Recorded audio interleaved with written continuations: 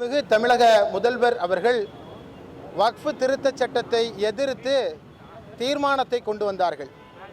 அத்தோடு நாடாளுமன்றத்தில் திராவிட முன்னேற்றக் கழகத்தினுடைய பாராளுமன்றத்தினுடைய உறுப்பினர்கள் நாடாளுமன்றத்தில் அந்த வக்ஃபு திருத்தச் சட்டத்தை தோற்கடிப்பதற்காக வேண்டி எதிர்த்து வாக்களித்தார்கள்.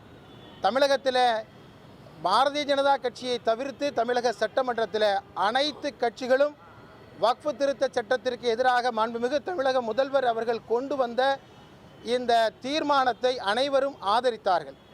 எனவே ஒன்றிய அரசு கொண்டு வந்திருக்கிற இந்த மோசமான மக்கள் விரோத சிறுபான்மை விரோத வக்ஃபு திருத்தச் சட்டத்திற்கு எதிராக தமிழகத்தில் சட்டமன்ற தீர்மானத்தை நிறைவேற்றியமைக்காக வேண்டியும் நாடாளுமன்றத்தில் இதற்கு எதிராக குரல் எழுப்பி எதிர்த்து வாக்களித்தமைக்காக வேண்டியும் உச்சநீதிமன்றத்திலே வழக்கு தொடர்ந்து ஒருபொழுதும் இந்த வக்ஃபு திருத்தச் சட்டத்தை நாங்கள் அமல்படுத்த விடமாட்டோம் என்று உறுதியாக தெரிவித்த காரணத்திற்காக வேண்டி எஸ்டிபிஐ கட்சியின் சார்பில் தமிழ்நாட்டில் வாழுகிற சிறுபான்மை முஸ்லீம் சமூகத்தின் சார்பில் தமிழ்நாட்டுடைய மாண்புமிகு தமிழக முதல்வர் அவர்களை சந்தித்து எங்களது நெஞ்சார்ந்த வாழ்த்துக்களை பாராட்டுக்களை இந்த தருணத்தில் நாங்கள் தெரிவித்திருக்கிறோம்.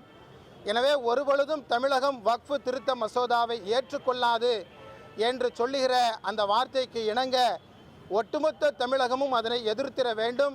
நாட்டினுடைய சிறுபான்மை மக்களுக்கு எதிராக கொண்டு வரப்பட்டிருக்கிற இதுபோன்ற சட்டங்கள், அதிலும் குறிப்பாக இந்த வக்ஃபு திருத்த சட்டத்திற்கு எதிராக அனைத்து ஜனநாயக சக்திகளும் இதற்கு எதிராக ஒன்றிணைய வேண்டும் என்று கேட்டுக்கொள்வதோடு தமிழகத்துடைய முதல்வரை நாங்கள் சந்தித்து எங்களது பாராட்டுக்களை நன்றியினை நாங்கள் இந்த தருணத்தில் நாங்கள் தெரிவித்திருக்கிறோம்.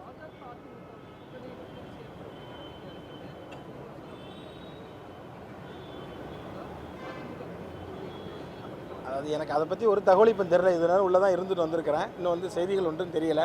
நிறைய தமிழ்நாட்டு அரசியலை பற்றி நிறைய பேசணும். ஆனால் இன்றைக்கு சொல்ல வந்திருக்கிறது வக்ஃபு திருத்த சட்டத்திற்கான வேண்டிய அந்த நன்றி சொல்வதற்காக வேண்டி வந்திருக்கிறோம். இன்னொரு சந்திப்பில் எல்லா ஊடக நண்பர்களையும் அழைத்து தமிழ்நாட்டுடைய மொத்த அரசியல் சம்பந்தமாகவும் முழுமையாக நம்ம பேசுவோம். அதோடு சேர்ந்து குறிப்பாக ஆளுநருக்கு எதிராக தமிழ்நாட்டில் பெறப்பட்டிருக்கிற அந்த உச்சநீதிமன்றத்துடைய தீர்ப்பு என்பது வரலாற்று சிறப்புமிக்க தீர்ப்பு. ஒட்டுமொத்த இந்தியாவையே திரும்பி பார்க்க வைத்திருக்கிற தீர்ப்பு. மாநில சுயாட்சிக்காக வேண்டி ஒரு ஆளுநர் ஒரு மாநிலத்துடைய 7.5 கோடி தமிழர்களுடைய உரிமையை பறித்து கொண்டிருக்கிற, புறவாசல் வழியாக பறித்து கொண்டிருக்கிற அந்த மோசமான ஜனநாயக விரோத நடவடிக்கைக்கு எதிராக தமிழ்நாட்டிலே பெறப்பட்ட, தமிழக அரசினால் பெறப்பட்ட அந்த தீர்ப்பு என்பது வரலாற்று சிறப்புமிக்க தீர்ப்பு. எனவே அந்த தீர்ப்பை பெற்றமைக்காக வேண்டியும் 2 காரணங்களுக்காக தமிழகத்துடைய முதல்வரை நாங்கள் சந்தித்து எங்களது நெஞ்சார்ந்த நன்றியினை பாராட்டுக்களை நாங்கள் தெரிவித்திருக்கிறோம். இல்லை, அதான் நாங்கள் ஏற்கனவே எல்லா இதுலேயும் நாங்கள் தொடர்ந்து சொல்லிட்டோம். இப்போ வந்திருக்கிறது நன்றிக்காக வந்திருக்கிறோம். என்ன இந்த தமிழ்நாட்டுடைய அரசியல் சூழல் என்னவாக இருக்கிறதோ இது எல்லாத்தையும் விரிவாக ஊடக நண்பர்கள்ட்ட சொல்லாமல் எதுவும் செய்ய முடியாதில்லை. அதில் எல்லோரையும் அழைத்து ஒரு பத்திரிகையாளர் சந்திப்பில் இப்பொழுது நடந்து கொண்டிருக்கிற அரசியல் விவரங்கள் அத்தனையும் நேரடியாக உங்களோட சந்தித்து பேசலாம். மகிழ்ச்சி. நன்றி.